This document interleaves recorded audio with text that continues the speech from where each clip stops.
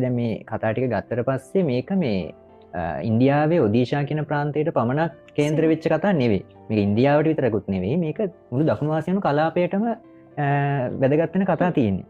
සමයෝගේ තේමා අතින් ගත්තත් එහෙමයි. දැන් විශේෂයෙන් දැන් මේ කෙටි කතා අතර තියෙනවා නිදහසට පෙර සහ නිදහසට පසු කෙටි කතා අපිට දකින්න ලැබෙනවා. ඒ කියන්නේ යටත් විජිත පසුබිමේ කතාත් අපිට දකින්න ලැබෙනවා. විශේෂයෙන්ම දඩේම වගේ කෙටි කතාවක් ගත්ත මේකේ යටත් විජිත පසුබිමක් තියෙන්නේ. සහ මේ ඒ වගේම ඔකේ තියෙනවා දියපහරක කොලයක් කියලා කෙටි කතාවක් තියෙනවා. ඒ කෙටි කතාවේ තියෙන්නේ මේ නිදහස ලැබීමට පෙර සහ ඊට පසු. ඒක ලස්සන කතාවක්. ඒකේ මේ අපාර්ථ කියලා පුද්ගලයෙක් ඉන්නවා. දැන් මෙයාලා මේ නිදහස ලබා ගන්න කලින් ඉන්දියාවේ. ඒ කියන්නේ 1947 අගෝස්තු 15 යාලා නිදහස ලබා ගන්නවා. අපිත් ඒ කාලෙම තමයි ලංකාවේ විදියට අපිත් නිදහස ලබා ගන්න. ඊට අවුරුද්දකට පස්සේ මේ ඉතින් මේ අපාර්ථ කියන පුද්ගලයා බලාපොරොත්තු වෙන ඉන්දියාවේ දැන් ඒ දවසේ අර ත්‍රිවර්ණ දජය ඉන්දියානු දජය අහසේ එළ දෙනකොට මෙයා බලාපොරොත්තු වෙන මෙච්චර කල් අපි විඳපු දුක් ඉවර වේවි.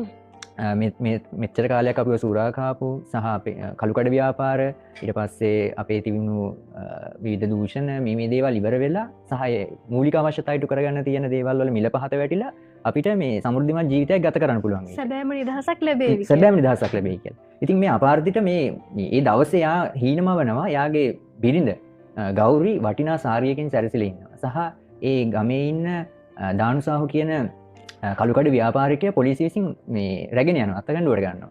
හැබැයි මේ අපාර්ථි බලාපොරොත්තු වෙච්ච කිසිම දෙයක් මේ නිදහසෙන් පස්සේ වෙන්නේ නැහැ.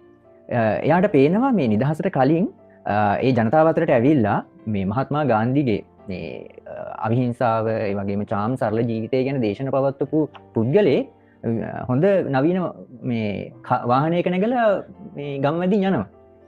එතකොට ඒ වගේම තමයි මේ අර එයා බලාපොරොත්තු වෙච්ච සිහින මුකුත් ඉටු වෙන්නේ නැහැ. එතකොට ඒ දේවල් ඒවා අපිට අපේ ලංකාවටත් සමානයි. අපේ ලංකාව විදියටත් අපිත් පූර්ණ නිදහසක් ලැබුණේ නැහැ. ඩොමිනියන් නිදහසක් අපිටත් ලැබුණේ.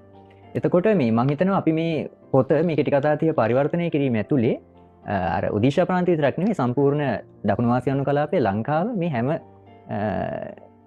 රටකටම පොදු අත්දැකීමක්. ඒ නිසාම තමයි අපි පිදුමේදීත් අපි මේ හැම කාලයකට දීපයකට දේශයකටම උරුමකම් කියන දකුණු ආසියානුවන්ට මේ කෘතිය පිදුමක් විදියට ලබා දෙන්නේ.